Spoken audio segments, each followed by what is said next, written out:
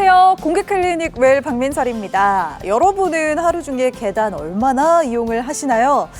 아무래도 엘리베이터가 보편화돼 있고 또 없는 데도 없고 편하다 보니까 계단 이용할 일이 잘 없긴 한데요. 최근에 한 이 연구 결과를 보면요. 스페인의 한 대학병원 연구팀이 유럽에다가 제출을 한 자료인데요. 우리가 계단 60칸을 오를 때 90초 이상 걸린다면 이거는 내 심장에 안 좋을 수 있겠다. 한번 의심을 해보셔야 된다고 합니다. 아슬아슬한 분들 좀 계실 것 같은데. 저를 쳐다보네요. 네, 그래도 90초, 1분 반 안에 계단 60칸 다 못 올랐다고 상심할 필요는 없는 게요. 지금부터라도 시작하시면 우리 심장 건강에 큰 도움이 된다고 합니다. 일주일에 특히 2번 정도만 계단을 올라도 심근경색으로 인한 사망률을 20% 정도 낮출 수 있다고 하니까요. 오늘부터라도 출퇴근 계단으로 한번 시작을 해봐야겠네요. 사실 저는 그 26층 아파트에 1층에 삽니다. 그래서 우리 손자들이 와서 떠들 때는 쿵쿵거림이 밑에서 아무 말도 안 하는 게 좋기는 한데 네. 그래서 저는 이제 그걸 대응하기 위해서 대본을 받으면 이제 차를 운전하면 대본을 못 보니까 절대 지하철을 타고 계단으로 하면서 이제 걸어가는 걸 확실히 하고 있는데요. 요즘에 또 계단을 보면 어떨 때는 피아노 소리가 팅팅팅 나는 계단도 있고 또 네네. 좋은 그림들이 하나씩 있는 게 있고 또 어떤 계단은 여기다 하나 올라갈 때마다 몇 킬로 칼로리가 준다 이래가지고 쭉 독차보면 벌써 한 10년을 더 오래 살게 되는 이런 것들인데 여러분 처음부터 무리하지 마시고요. 조금씩 해 나가보세요. 감사합니다. 알겠습니다. 네, 저도 사실 계단으로 다이어트를 좀 해봤거든요. 그렇죠. 네, 근데 장점이 너무 많아요. 일단 지방 태우는데 좋고 그리고 다리도 튼튼해지고 거기다가 추우나 더우나 뭐 날씨구에도 그쵸, 안 맞잖아요. 맞아. 비가 와도 그렇고요. 그리고 집에 올라갈 때마다 이렇게 이거는 공짜 헬스다 이렇게 생각하니까 더 기분이 좋더라고요. 근데 문제는 내려올 때예요. 예. 내려올 때는 아무래도 무릎에 무리가 많이 가기 때문에 내려올 때는 계단 말고 엘리베이터 타세요. 우리 약속해. 맞아, 내려올 때 조심해야 된다고 하더라고요. 네, 진짜 맞아요. 이게 또 공짜라고 해서 오늘 얘기 듣자마자 혹 하셔가지고 바로 지금 걷는 분들이 계실 것 같거든요. 방송 다 보고 그러실 수 있어요. 지금 나가지 지금 안 돼요. 지금 나가면 스톱. 예. 무릎 관절이 좀 안 좋거나 심장 질환이 있는 분들, 특히나 우리 어르신들 중에서 빈혈이 있는 분들은요, 좀 조심하셔야 될 것 같아요. 막 계단을 오르다 보면 갑자기 숨이 차거나 갑자기 어지러워가지고 쓰러지는 경우가 있다고 하니까요.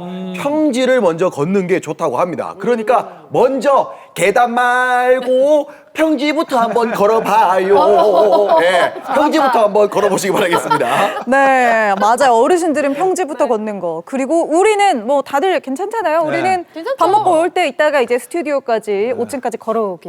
근데 5층은 할 수 있잖아요. 우리 방송국 네. 계단이 좀 많이 많아요. 높아요. 예, 많고. 저는 오늘 네. 점심은 금식입니다. 운동하기 싫어서요? 네. 조금씩 야. 실천해야죠. 추울 때 또 계단, 실내 운동으로 참 좋을 것 같습니다. 우리 공개 클리닉 외 시청자 여러분들도 조금씩 실천해 보시고요. 저희는 이제 본격적으로 출발합니다. 두근두근 평소라면 규칙적으로 뛰어야 할 심장. 하지만 심장이 불규칙하게 뛰거나 쪼여오는 듯한 통증을 겪은 적 있으신가요? 날씨가 추워지면 심혈관 질환 위험이 커지다 보니 12월, 1월이면 심혈관 질환자가 늘고 있습니다.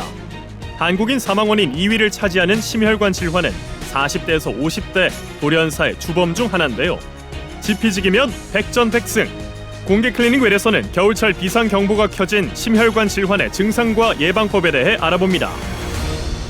네, 겨울철이 되다 보니까 우리 이 심혈관 질환 비상등이 켜졌다고 하는데요. 심혈관 질환을 어떻게 또 튼튼하게 잘 관리할 수 있을지 오늘의 주치의 선생님 모시고 이야기 나눠보겠습니다. 오늘 함께해 주실 분 순환기내과 전문의 최재훈 부장님 어서 오십시오. 어서 오십시오. 감사합니다. 야, 이 겨울에 너무 좋으시네요. 네. 너무 좋으시네요. 이 겨울에 부장님 반갑습니다. 네, 안녕하십니까. 우리의 심장을 더 튼튼하게 그리고 건강을 탄탄하게 지켜주고 싶은 순환기내과 전문의 최재훈입니다. 반갑습니다.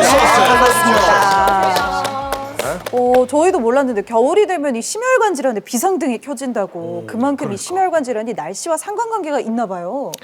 네, 아무래도 날씨가 갑자기 추워지거나 하면 우리가 일반적으로 신경계 중에 부교감신경과 교감신경이 있는데요. 교감신경이 이렇게 활성화가 됩니다. 활성화가 되게 되면 혈관이 수축이 오게 되고 맥박수도 빨라지고 혈압도 올라가게 되면서 심장에 많은 부담이 될 수가 있죠. 그래서 그런 부담이 되게 되면 10월부터 다음해 1월 달까지 심뇌혈관계 사망률이 계속 올라가게 됩니다. 야, 심장에 이상이 생기면 아이고 놀래라 이런 막 이렇게 심장이 막 쪼이듯이 막 이렇게 아픈 겁니까? 아니면 이 심장 질환은 어떤 증상이 있는 겁니까? 심장의 병에 따라서 증상도 다양하게 나타날 수 있겠죠. 하지만 저희가 오늘 말씀드리고 싶어하는 그 허혈성 심장 질환과 부중맥의 증상은 대부분 흉통, 왼쪽이 심장 쪽에 있으니까 왼쪽 가슴의 흉통과 조금 심해지면 방사통이라 해가지고 어깨나 목 등까지 통증이 올 수가 있습니다. 그리고 부중맥 같은 경우에는 두근거림, 그리고 가끔은 이제 호흡곤란 같은 것도 올 수가 있고 어지럼증도 동반될 수가 있고 다양한 증상이 나타날 수가 있죠. 이 왼쪽 가슴이구나. 드라마 할 때 아들이 내 회장으로 있을 때 자식들이 막 내 이름 새끼들 이렇게 잡았던 게 다 이유가 있는 거네요. 그렇습니다. 정말 이런 증상이 나타났을 때 병원에 바로 가야 되는 거예요? 아니면 좀 지속되는지 지켜봤다가 가야 되는 뭐 그런 기준 같은 게 있나요? 모든 질환이 다 마찬가지겠지만 심장 질환만 그런 건 아니고 강도와 반복이 중요한 것 같습니다. 반복. 강도는 뭐냐면 한 번 올 때 너무 심한 통증이 오게 되면 그거 한 번만 나타나도 무조건 병원을 가야 될 거예요. 반복이라는 거는 별로 심하진 않은데 네. 유사한 증상이 계속 똑같은 상황에서 예를 들면 계단을 올라갈 때마다 가슴이 아프거나 잠을 자려고 하면 가슴이 아픈 그런 증상이 계속 반복이 되게 되면 그때는 병원을 찾으셔야 될 것 같습니다. 아니 우리 심장은 혈액이 이렇게 도는 곳이잖아요. 네. 동맥경화 같은 질환이 있으면 문제되는 게 아닐까 싶기도 한데요. 이상을 일으키는 원인이 좀 어떤 것들이 주로 있을까요? 앞서 말씀드린 것처럼 심장의 각 부위별 질환에 따라서 원인은 다양하게 나타날 수가 있죠. 근데 협심증과 같은 허혈성 심장 질환은 혈관이 이렇게 좁아지는 거기 때문에 동맥경화 같은 그런 혈관이 좁아질 수 있는 원인이 고혈압, 당뇨, 고지혈증, 그리고 흡연 이런 원인이 될 수가 있을 거고 부중맥은 원인이 조금 다양합니다. 부중맥이라는 거는 질병에 의한 부중맥도 있지만 질병이 아닌 생리적인 현상에 의한 부중맥도 있을 수가 있기 때문에 꼭 이게 원인이라기보다는 술을 좀 마신다든지 아니면 커피를 좀 많이 마신다든지 너무 많이 피곤하다든지 이런 생리적인 상황에 따라서 부중맥이 생기기도 하고 없어지기도 하거든요.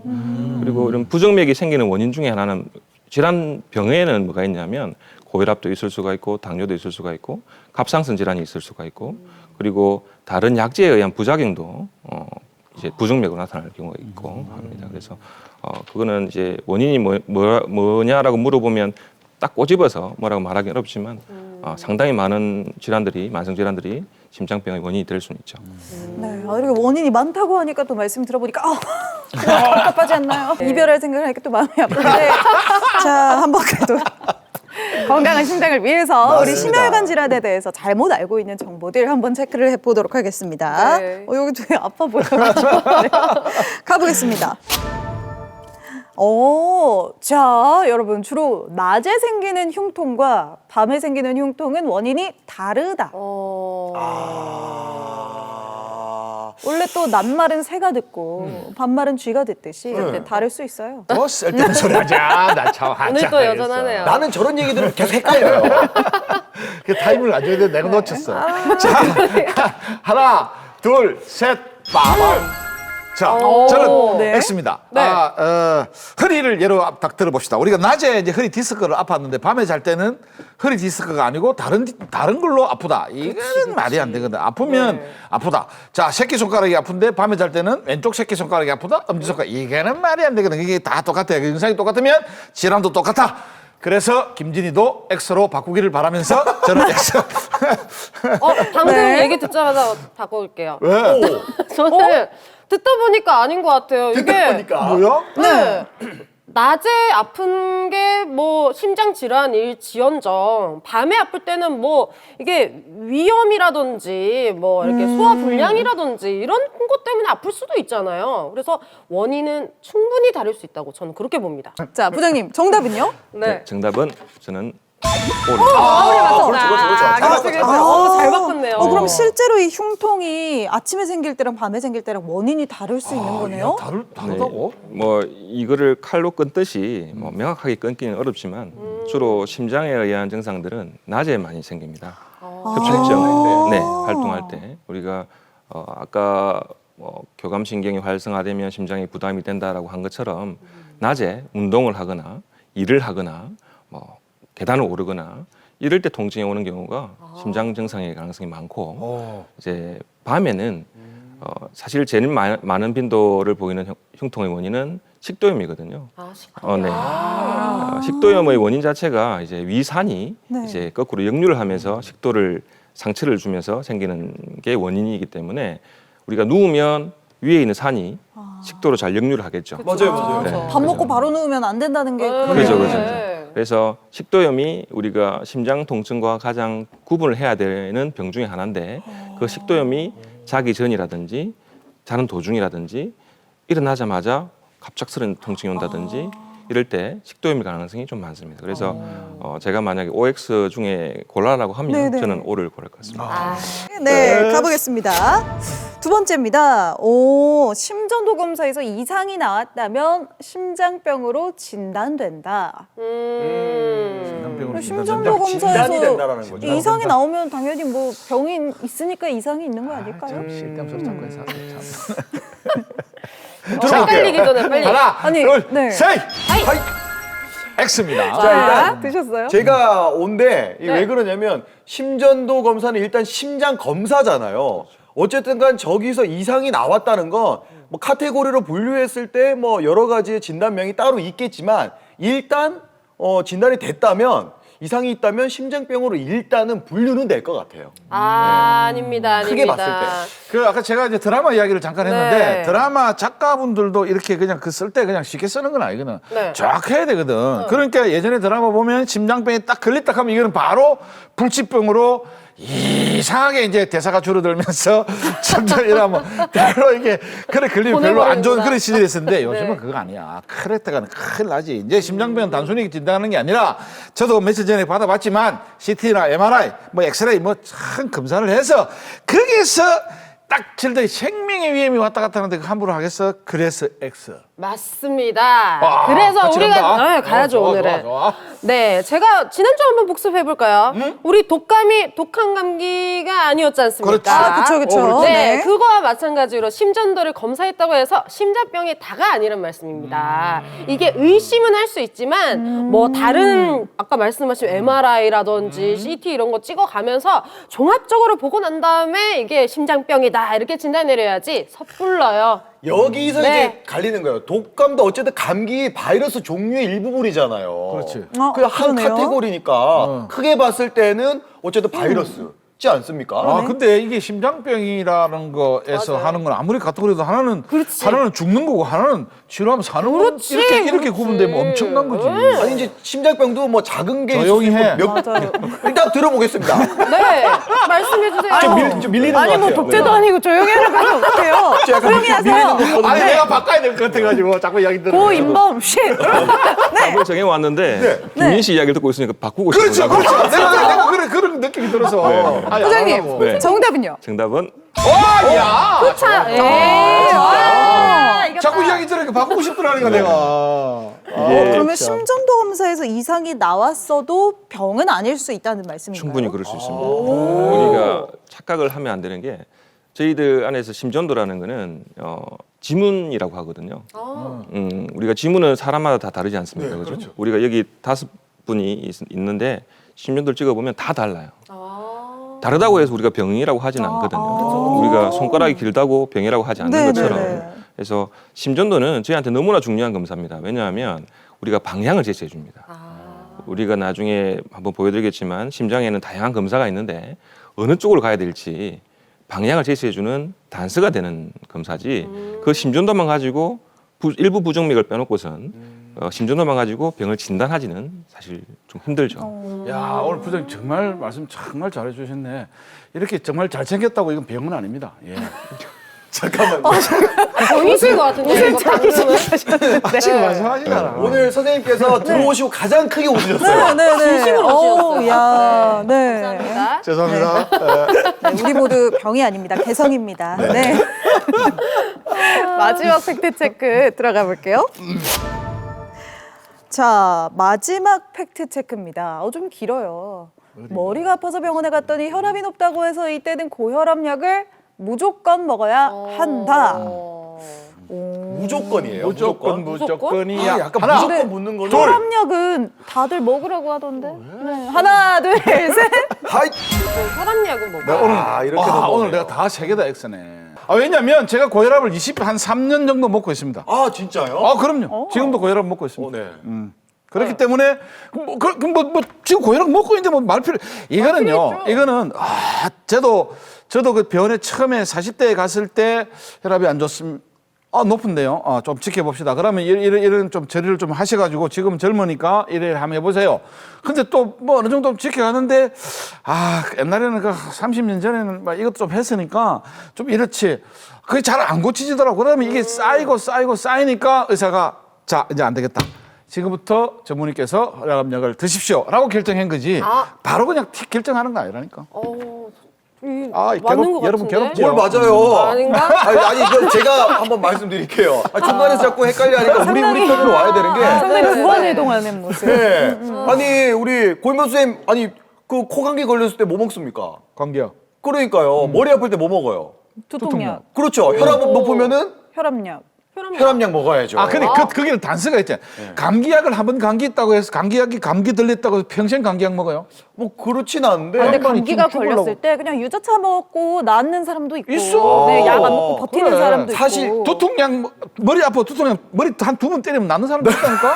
뭔 진짜 아닌 것 같아요. 저는 참말로. 약 찬양주의자이기 때문에 아프면 바로 약을 먹거든요. 이거는 성향 차이일 수 있겠네요. 성향 차이일 수도 네. 있지만 저는 웬만하면 아프면 바로 약을 먹는 편이고 나았을 때 뭐 다르게 이제 고혈압은 약을 먹은 다음에 혈압을 낮추고 운동도 하고 뭐 식습관 개선을 통해 가지고 낮추게 되면 그때 끊어야 되지 않을까? 단순하게 한번 생각을 한번 해봤습니다. 선생님 정답은요? 네, 정답은 X. 혈압약을 25년 먹고 있다니까. 근데 이야기는 약간 논리적이지 않았습니까? 제가 자꾸 설득을 당하는 것 같아요. 선생님까지 그러시면. 이따가 뭐 물건 판다고 하면 조심하셔야 돼요. 네네, 그래 조심해야 될 것 같습니다. 그래서 우리 고인범 선생님께서 정확하게 설명해 주신 것 같아요. 네. 우리가 병원에 갔을 때 이제 두통 때문에 아니면 코피가 나가지고 병원에 갔는데 혈압을 재보니까 혈압이 많이 높더라. 네. 많이 오십니다. 혈압약 달라고. 네. 혈압이 뭐 160, 170 된다. 근데 저는 항상 설명드린 게 뭐냐면 혈압이 높아도 두통이 올 수가 있고 코피가 날 수도 있지만 두통이 있고 코피가 나도 혈압이 올라갑니다.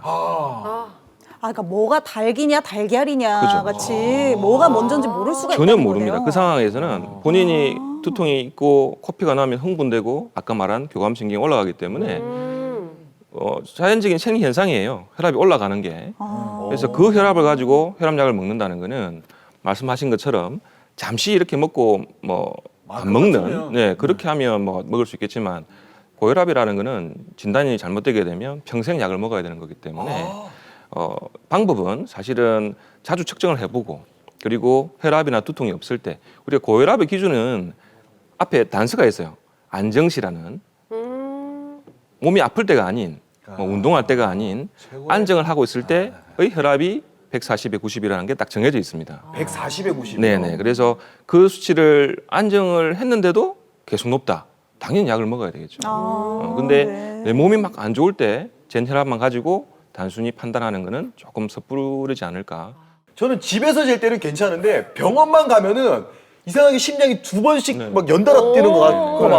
겁쟁이. 네, 하얀 거만 보면 막 심장이 막 떨리고. 그럴 때는 긴장돼가지고. 그럴 때는 병원 가기 전에 사우나를 딱 들렸다 가시면요 됩니다. 오, 그래요? 사우나요. 그러면 뛰는 거하고 사우나하고 같이 합쳐가지고 정상 딱 됩니다. 부장님 정답 X 아닙니까? 엑스. 개인적인 의견이. 네, 네. 와, 속이 시원하다. 네. 진짜 이 심장이 우리 몸에서 얼마나 중요해요. 그러니까 이거 혈압 한 번 잰 걸로 뭐 고혈압이다 이렇게 판단하기보다는 꾸준한 관찰이 좀 필요하겠네요. 네, 심혈관 질환에 대한 팩트 체크 여기까지 하겠습니다.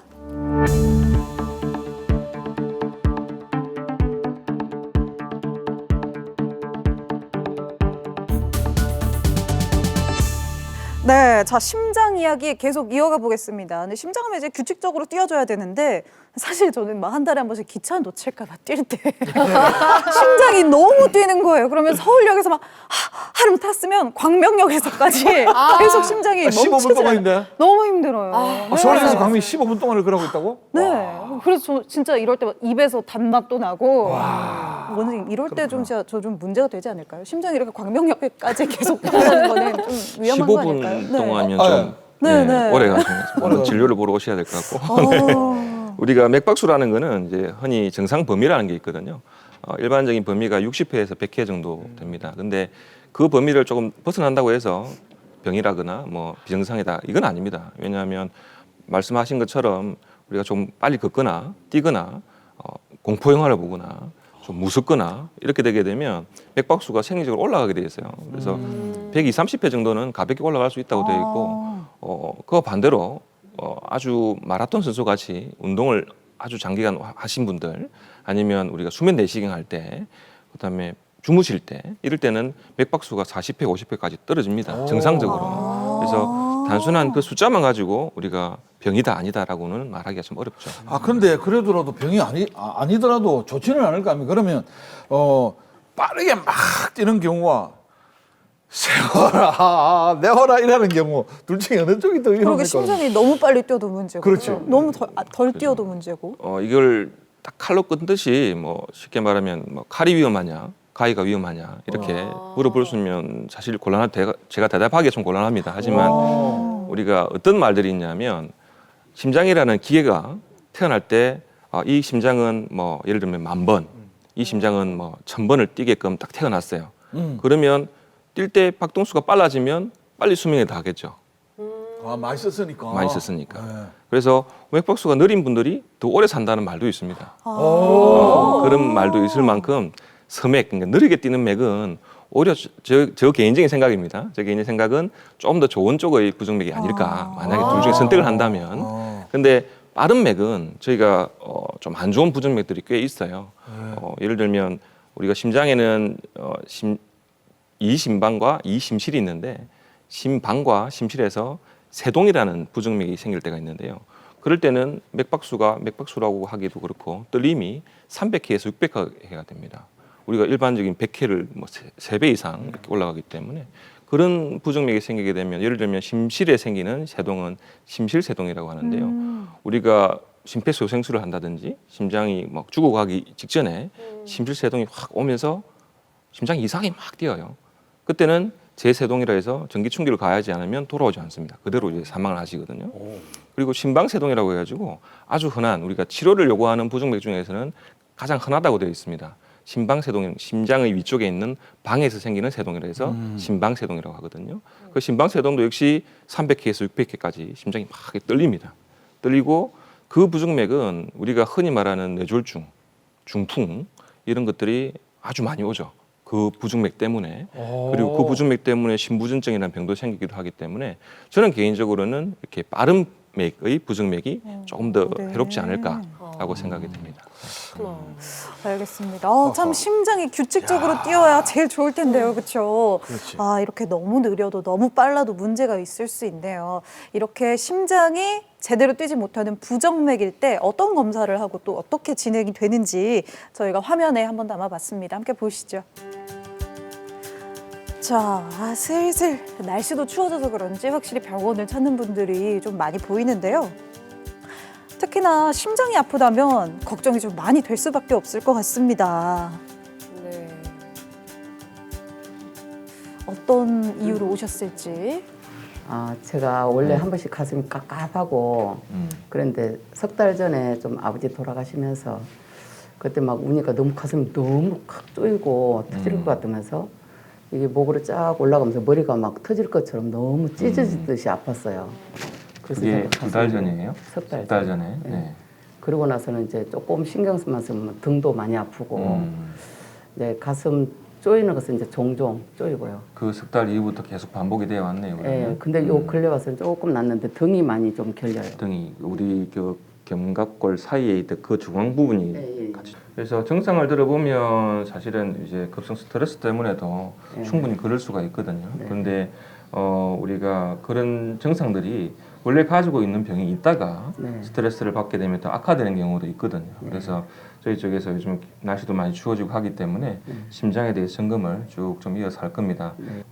머리부터 발끝까지가 다 심장 때문인 건 아니니까 일단 확인해 보도록 하겠습니다. 아유, 그래도 뭐 석 달 동이나 심장이 아픈 걸 반복했으면 보통 걱정이 되지 않을 텐데. 야, 힘들었겠다. 저거 내가 볼 때는 저 기본적으로 하는 심전도 같은데 저거. 맞아요. 피도 빼야 되네요. 숨 마셔볼까요? 참으세요. 네. 다시 숨 조금 마셔볼까요? 참아보세요. 네, 좋아요. 와, 진짜 다양하게 검사하네요. 이거는 뭐 운동하면서 또 검사를 할 수가 있나 봐요.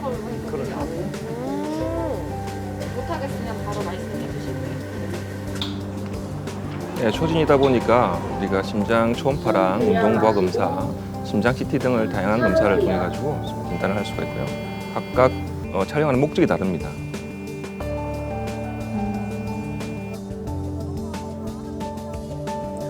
야, 근데 여러 가지로 또 네. 확인을 하시는 것 같아요, 보니까. 이게 심전도 검사인가요? 네, 지금 하고 있는 거는 이제 24시간 심전도를 촬영하기 위해서 부착하고 있는 모습이고요. 하루를 꼬박 있어야 되거든요. 예, 좀 안심이 될 것 같아요. 제 마음에. 어제까지만 해도 제가 많이 걱정을 했는데 또 이렇게 검사도 세밀하게 잘하는 부분에 마음에 안심이 되면서 마음의 안정감을 좀 찾았어요. 심장이 너무 두근두근거리고 밤에 자다가 심장이 너무 콩깍콩깍거려가지고 이러다가 죽을 수 있을 것 같다는 생각이 들더라고요. 그렇게 하고 한 일주일 정도는 뭐 있었는데 그 뒤로는 따로 증상이 없었던 것 같아요. 아니, 죽을 것 같았더라니, 아니, 당신은 되게 심각했을 것 같은데요. 여기 가다가 간격이 중간에 달라지면서 모양이 약간 다른 게 보이죠, 그죠? 네. 그래서 이런 것들을 이제 기배수축이라고 하는데, 그래서 그게 하루 종일 해가지고 당시에 2,000번 정도 뛰었었어요. 우리가 1,000번 이상 되게 되면 상당히 증상이 많이 생길 수가 있었기 때문에 아마 그때는 많이 불편했을 거예요. 불편했을 거고, 다행히 약에 대한 반응이 좋아가지고 짧은 기간 약을 먹고 증상이 호전되어서 이제 약은 끊은 상태고. 근데 이 부정맥은 없앨 수 있는 건 아니에요. 이게 본인이 소인을 가지고 있는 거기 때문에 몸이 좀 피곤하거나 커피를 좀 많이 마시거나 음주를 조금 많이 드시게 되면 요게 다시 좀 생겨요. 지금처럼 관리하시면 앞으로도 약 안 드실 수 있으니까 그렇게 하시면 될 것 같아요. 관리를 잘해야 되네. 네.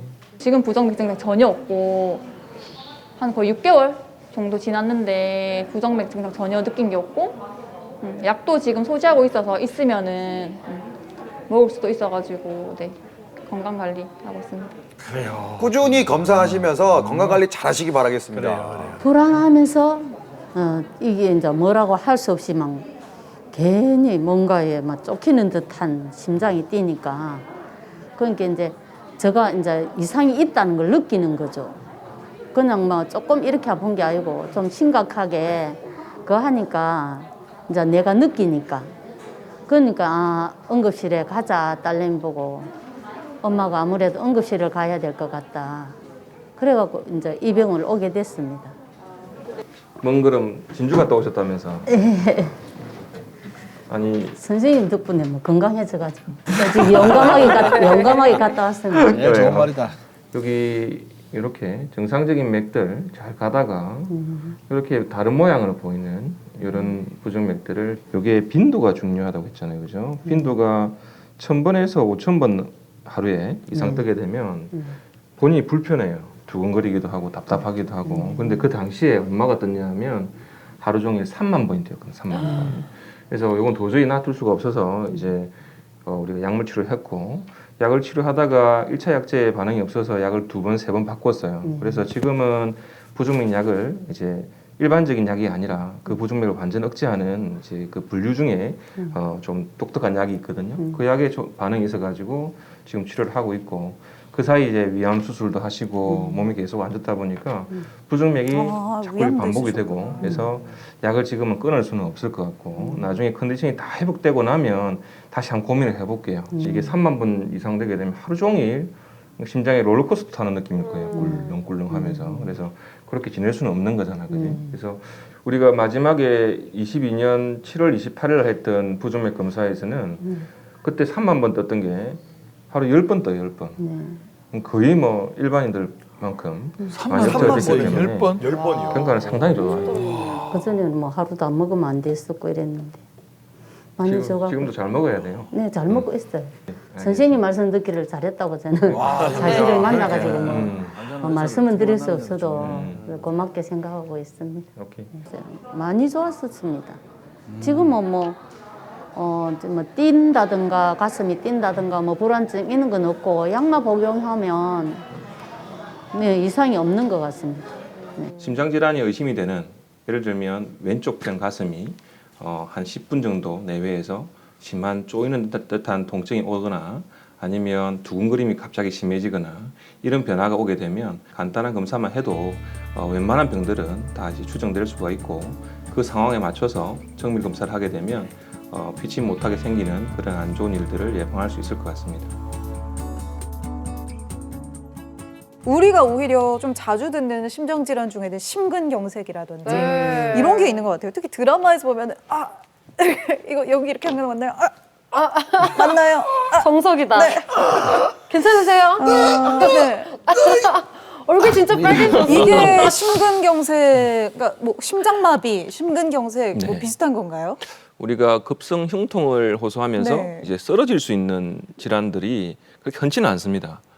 우리가 흔치는 않은데 우리가 심장내과 의사들이 주의를 하는 게 뭐냐면 대동맥 박리라 해가지고 심장에서 펌프질을 해서 나오는 큰 혈관이 있거든요. 네. 그 혈관이 찢어지면서 갑자기 흉통이 오고 쓰러지는 경우가 있고 빈도상으로 더 많은 흔한 거는 급성 심근경색이 많죠.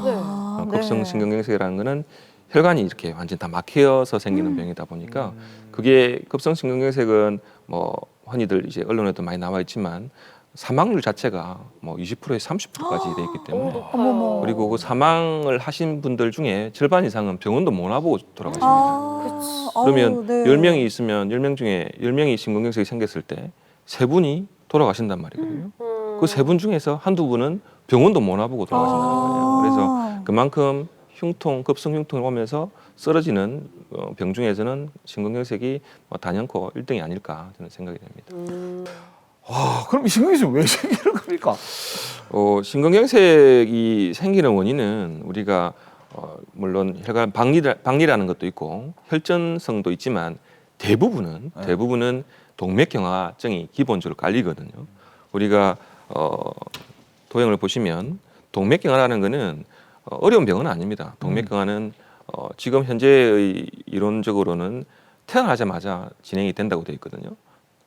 출생하자마자 동맥경화증은 진행이 됩니다. 계속. 어머 세상에. 계속 나이가 들면서 진행이 되고 있는데 그 동맥경화증이 남들보다 진행 속도가 빠르거나 아니면 유별나게 심장에만 집중돼 가지고 동맥경화가 심해질 수가 있거든요. 그런 경우가 이제 질환으로 표현이 되기도 합니다. 그걸 악화시키는 원인이 아까 이야기한 만성 질환들, 뭐 혈압이라든지 흡연 같은 그런 것들이 진행 속도를 가파르게 만들죠.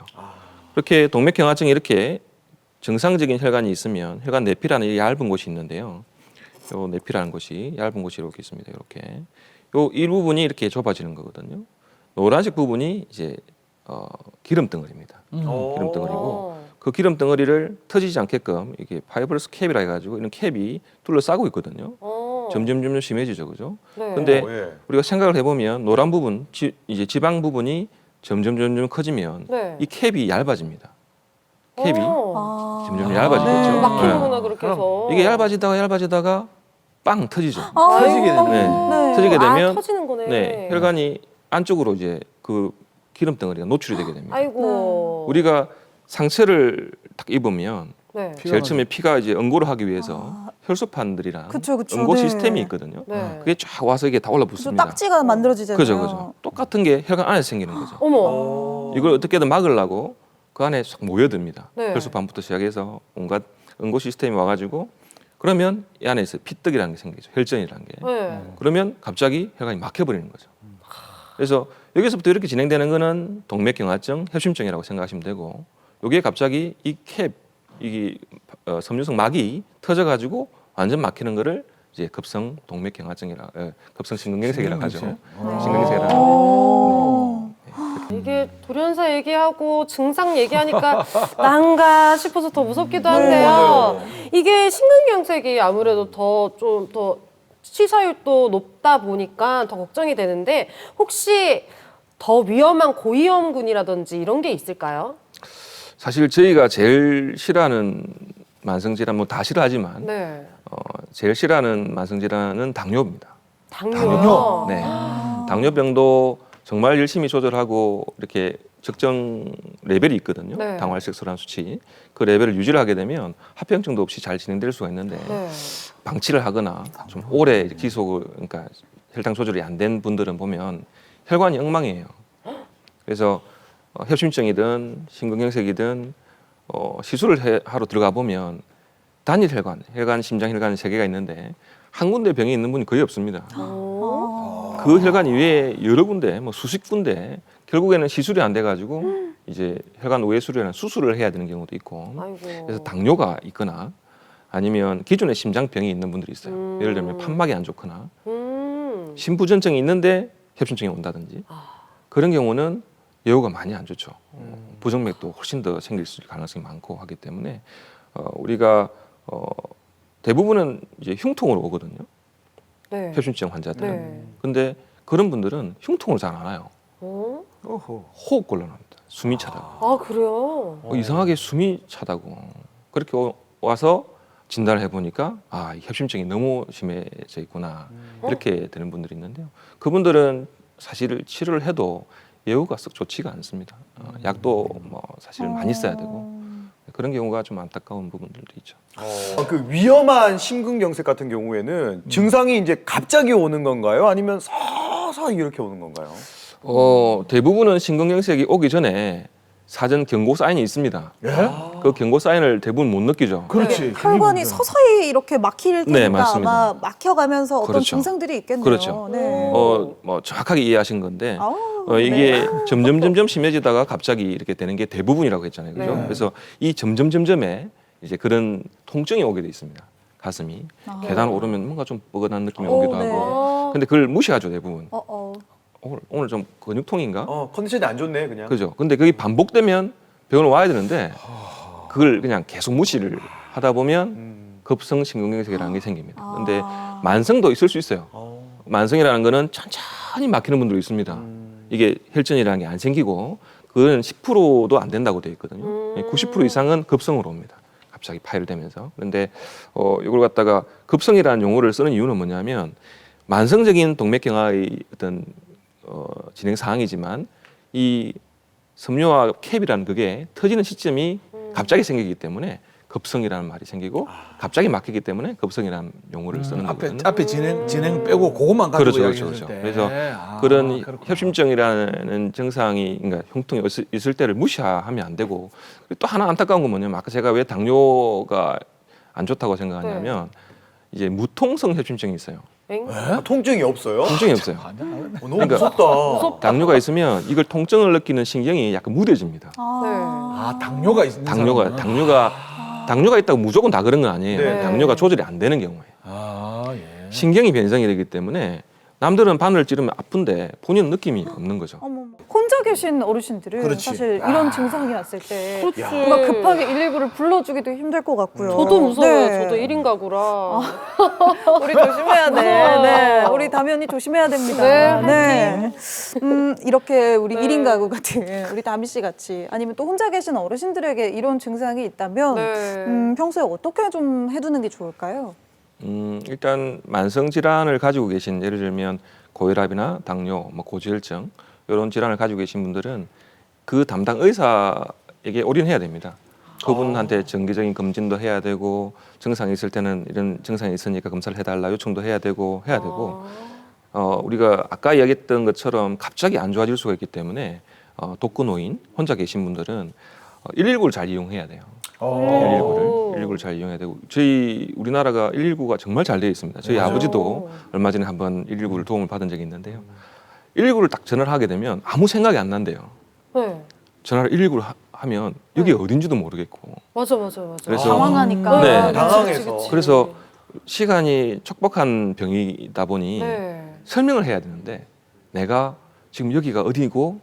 어떤 증상이고 내가 어떤 병이 있다.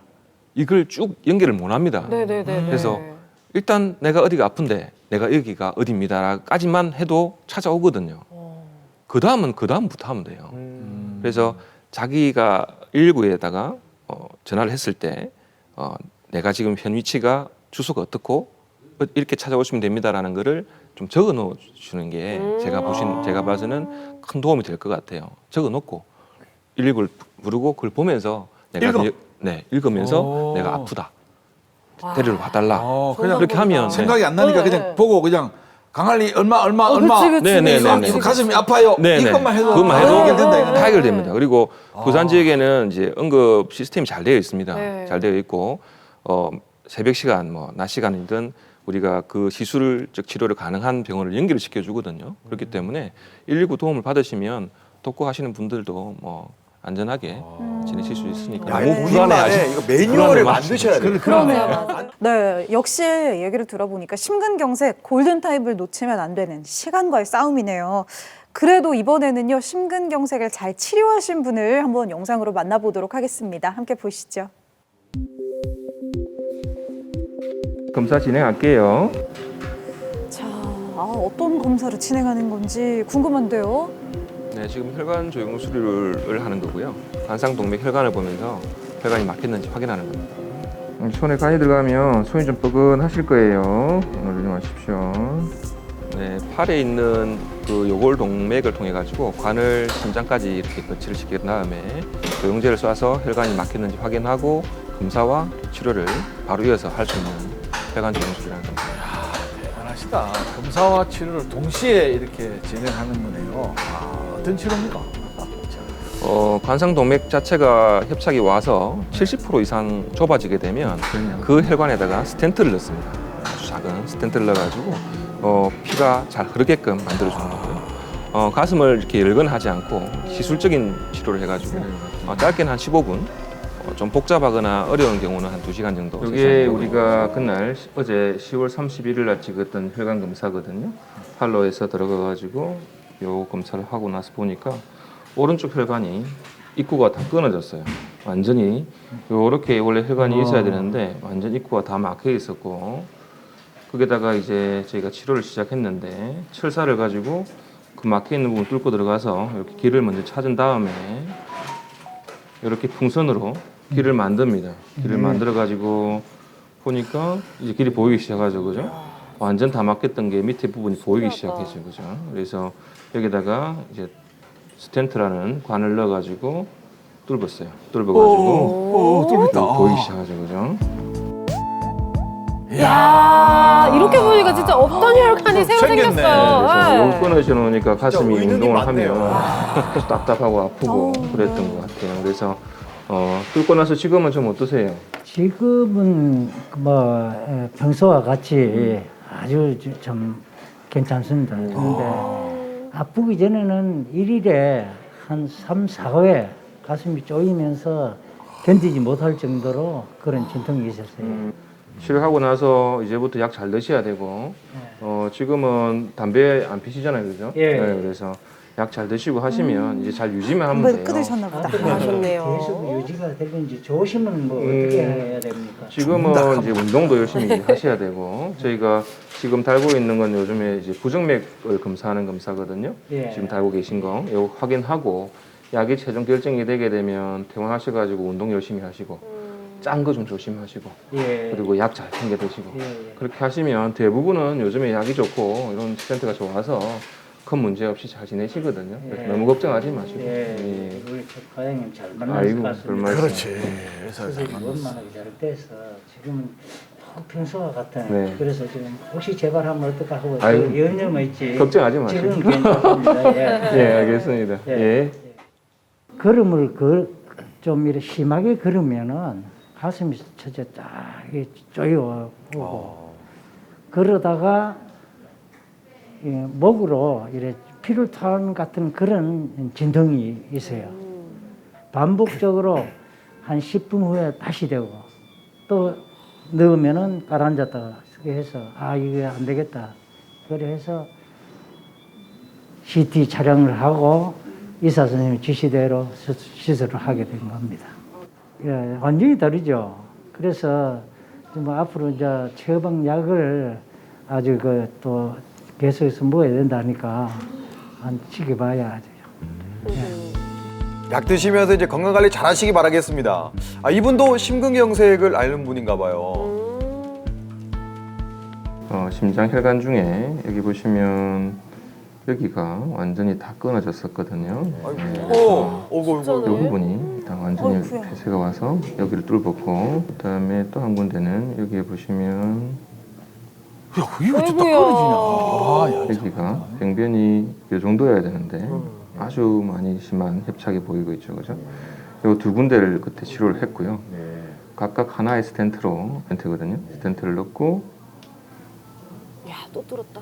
이렇게 붙었다. 확인이 됐었거든요. 확인됐었고 한 군데 남아있던 부분도 똑같이 철사를 넣고 이제 풍선으로 이렇게 부풀린 다음에 스텐트를 긴 거를 하나 넣어가지고 치료가 잘 됐어요.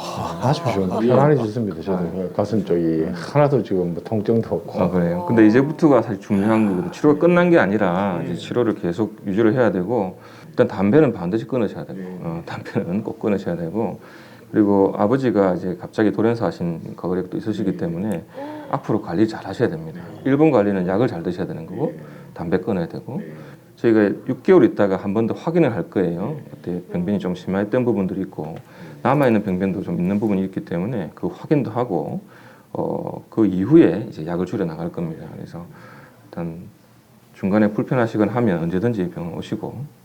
그 가벼운 뭐 산행이나 이런 거를 좀 해도 문제가 없어요. 이제는 하셔야 됩니다. 이제는 하셔야 되고 처음은 안정을 취해야 되기 때문에 그런 걸 하지 말라고 되어 있는데 이제는 이제 운동도 열심히 하셔야 되고. 알겠습니다. 계단 오르셔야겠네요. 그러게요. 아, 저렇게 됐구나. 야, 아니 이전 사진 보니까 되게 심각했었잖아요. 네. 담배 꼭 끊으셔야 될 통증이 것 생길 정도로 아플 되게 심하게 아플 때도 있었는데 지금은 한 일주일째 전혀 그런 건 없이 그냥 가슴에 뭐 혈액이 잘 도는 것처럼 느껴지고 있습니다. 이제 금연하고 그다음에 운동하고 뭐 체중 조절해서 그 건강 관리를 앞으로 더 잘해야 되겠다고 생각하고 있습니다. 화이팅입니다. 화이팅입니다. 진짜 금연, 건강 관리 진짜 금연. 중요해요. 네, 정말 영상 보니까 정말 희망적으로 기분이 좋아지는데 이게 앞서 좀 이게 생소해요. 스텐트 시술이라고 말씀하셨는데 이게 한 번 시술을 받아 놓으면 평생 쓸 수 있는 거예요? 아니면은 뭐 중간중간에 체크를 한번 해야 되는 거예요? 저희가 이걸 들고 왔는데요. 그렇구나. 여기 보시면 우와, 네. 이게 실제 사용하고 있는 크기에 똑같은 모양입니다. 정말 이렇게. 미세해서. 네, 네. 이걸 스텐트라고 하는데 이 스텐트는 한번 이제 혈관에 넣어놓으면 네. 이게 뺄 수는 없습니다. 이게 평생 가는 거기 때문에. 하지만 모양을 잘 보시면 알겠지만 이런 판이 아니라 그물망으로 되어 있거든요. 네. 예, 그물망으로 되어 있기 때문에 관리를 잘 못하게 되면 그 그물망 사이사이로 저런 고지혈증 또 지질들이 약간 그런 예, 기운기가 낑기네. 튀겠네요. 차고 올라오죠. 네. 저희가 설명을 어떻게 하냐면 밀가루 반죽을 해놓고선 채 있죠, 채. 채로 꾹 누르면 채 사이사이로 이렇게 밀가루 반죽이 올라오는 것처럼 그렇게 올라옵니다. 그렇기 때문에 관리를 정말 잘 하셔야 돼요. 뚫는다고 해서 끝난 건 아니고 뚫는 시술을 하면 급한 거는 이제 어떻게 해결됐지만 앞으로 관리는 계속 해야 되고 드물게 이렇게 다시 좁아지는 경우가 있습니다. 다시 좁아지게 되면 그 스텐트 안에다가 다시 풍선 확장술을 해서 풍선으로 다시 길을 만들기도 하고 새로운 스텐트를 한 개를 더 넣기도 하고 하기 때문에 스텐트는 영구적인 거지만 관리는 꼭 필요하다는 거죠. 저는 요즘 그 어른들 중에 혈관에 도움된다고 공복에 올리브유 이런 거 드시는 분들 봤거든요. 진짜 많이 그리고 봤어요. 이게 좋은 올리브유는 생으로 먹는 것들은 색깔도 이렇게 연두빛 초록색이 돌더라고요. 이런 거 되게 도움이 된다고 하던데 진짜요? 어떤가요? 네, 많은 질문을 하십니다. 이제 오메가3가 좋으냐, 오메가3. 네, 올리브유가 좋으냐. 저는 이제 항상 똑같은 말을 하거든요. 올리브유든 오메가3든 건강한 분들이 더 건강해지기 위해서 먹는 거는 저는 뭐 언제든지 환영합니다. 내가 건강을 지키기 위해서 네, 그런 네. 약을 먹는 거는 올리브유 안에 있는 올레액시드라는 올레산이라는 게 있습니다. 그 산이 이제 항산화 효과도 있고 그 저밀도 콜레스테롤인 LDL 콜레스테롤 우리가 아까 말했던 노랗게 그 안에 찌꺼기 같이 생긴 네. 그걸 주범이 LDL이라 했잖아요, 그죠? 그걸 억제하는 효과가 있습니다. 올리브유 안에. 하지만 이제 심장 질환을 가지고 있는 분들은 대부분은 그 원인이 그런 걸 알고 있기 때문에 담당 의사 선생님이 이미 고지혈증 약을 처방을 하고 있어요. 근데 고지혈증 약이 워낙 강력하고 워낙 좋기 때문에 굳이 그 올리브유를 뭐 약을 안 먹고 먹는다든지 이 올리브유가 무슨 만병통치약처럼 먹는 거는 안 됩니다. 안 되고 더 좋은 방법은 뭐냐 하면 요즘에 고지혈증 검사라고 해서 아주 검사가 용이하게 되어 있어요. 피 검사를 해보면 내한테 지금 필요한 게 뭔지를 정확하게 알 수가 있습니다. 그래서 검사를 해서 정확하게 치료하는 게 사실 저희들 의사들이 추천할 수 있는 방법인 것 같습니다. 아니 그러면 저기 이제 혈관에 지방이 저렇게 쌓여 있을 때 이 시술을 받지 않고 또 병원에 가지 않더라도 그 전에 먹는 음식으로 약간 뭐 녹여준다든지 완화해주고 이런 음식들이 좀 따로 있나요? 참 안타깝게도 우리가 동맥경화가 일단 생기게 되면 그 어떤 방법도 이걸 역행할 수는 없습니다. 유일하게 이제 어떤 학문적으로 조금 거꾸로 돌릴 수 있는 게 고지혈증 약이거든요.